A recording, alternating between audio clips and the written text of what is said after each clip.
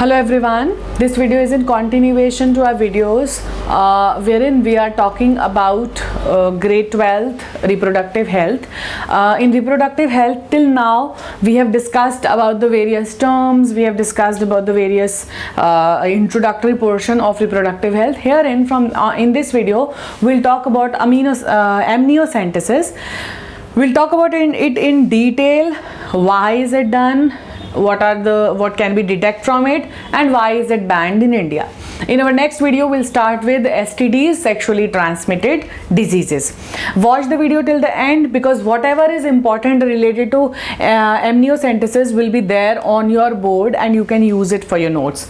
So starting with amniocentesis.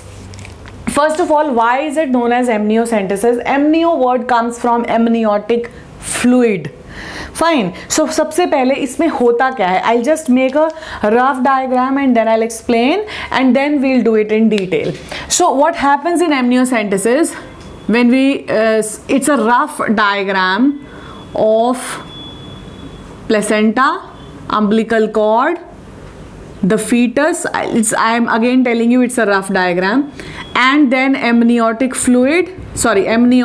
filled with amniotic fluid. Now what is done, that it's just to make you understand, I'm again telling you that with the help of a syringe this amniotic fluid is pulled out approximately 5 ml or 15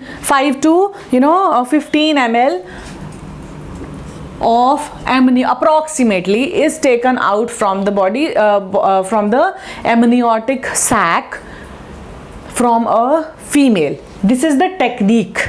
I'm just for your reference.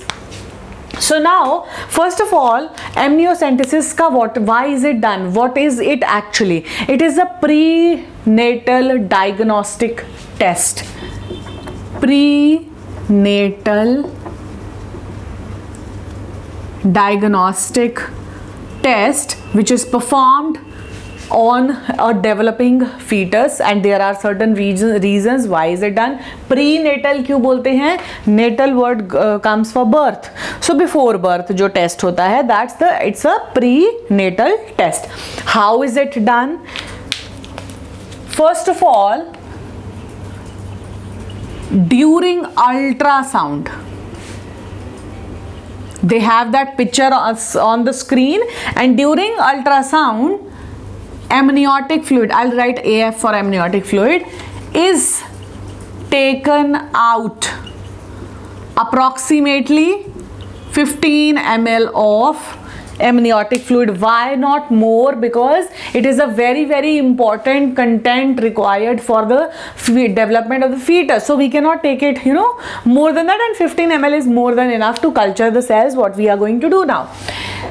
The second step after this is what you need to know is that this amniotic fluid, it has fetal cells in it. When we did the formation of or development of the fetus, we had already discussed that the amniotic fluid, it has these, यहाँ पे ऐसे करके हमने structures बनाए थे, fragments, the fetal cells.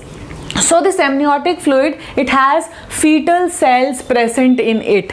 Now these fetal cells, they are cultured in vitro. Fetal cells are cultured in vitro, matlab in the lab.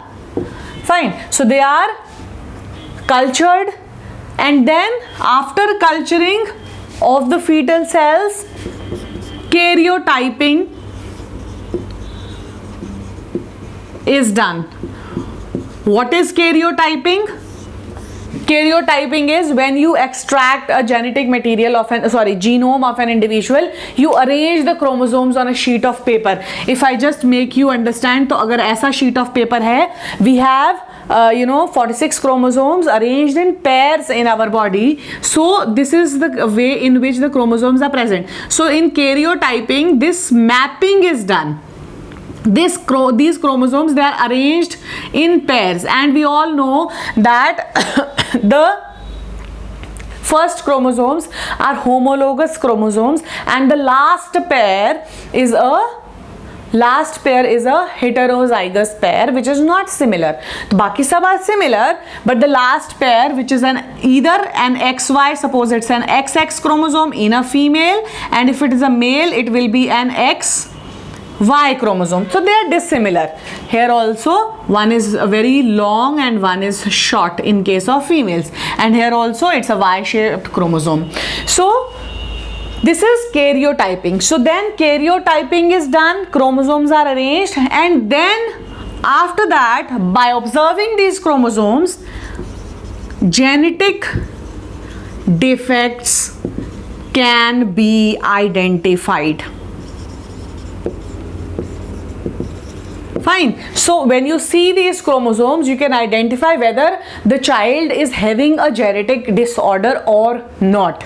Fine. So we'll talk about that also. How is it done? So how do we detect? Or example, like for example,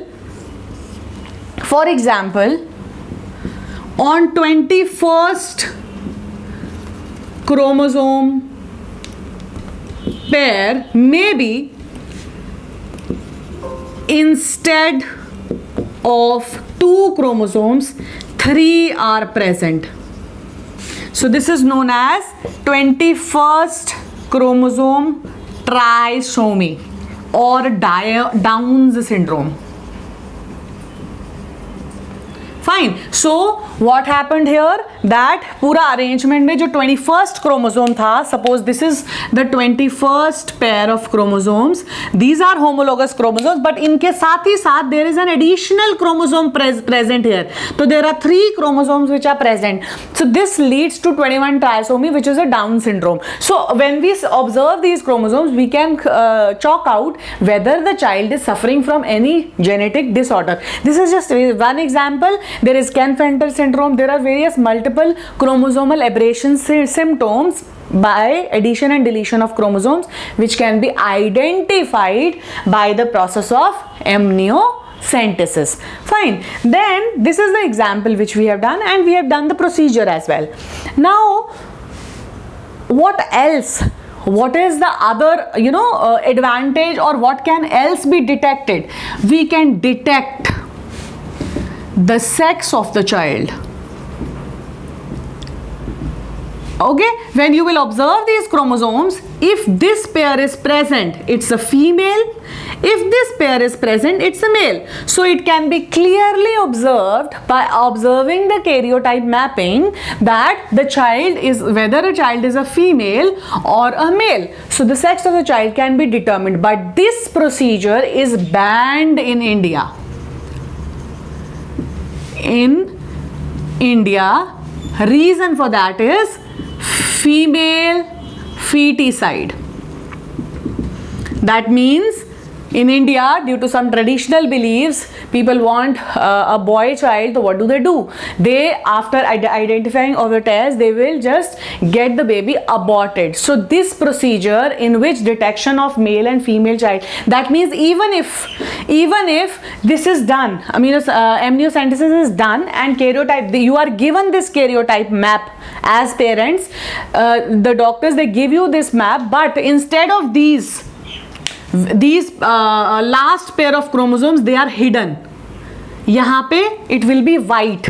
They will not give you the exact picture. They'll give you the picture of other chromosomes, but the male and female, the last chromosome, which will help you to find out male or female child, that will be covered with something, or that will be scribbled. So what I mean to say is, it is banned in India. You cannot test the sex of the child because of female feticide. Then we have certain other disorders also which can be detected, certain enzyme based disorders, and the most common example is phenylketonuria.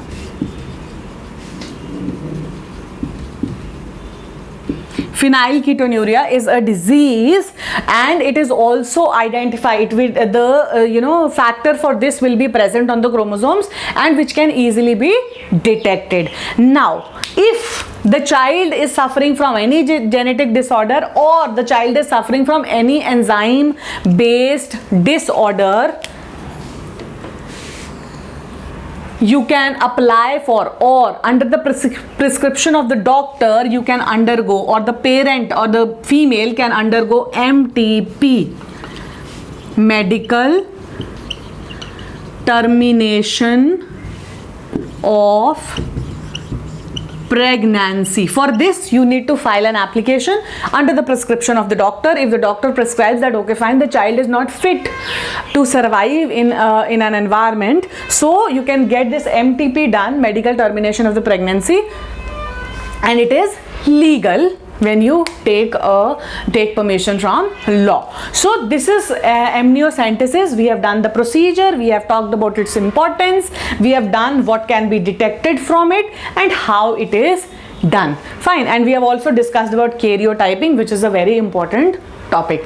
In our next video, we'll talk about, or we'll start talking about, STDs, sexual transmitted diseases. We'll take one disease per video so that I can clearly explain you the disease with the causative agents and all. So keep watching, liking, sharing, subscribing. Thank you.